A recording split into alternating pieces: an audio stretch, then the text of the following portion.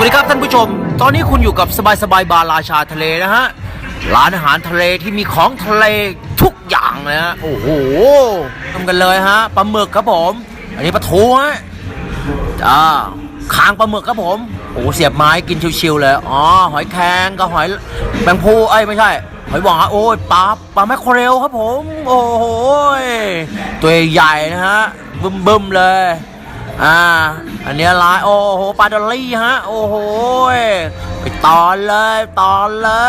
ดูดิมีอะไรอีกโอ้โหนี่มันหอยเชลล์โอ้โหปลาเก๋าปูอัดครับโอ้โหนี่เลยฮะพาไปดูกันเลยกุ้งฮะ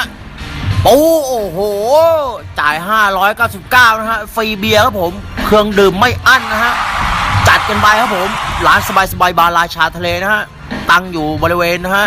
วงเวียนพระราม5ถนนราชพฤกษ์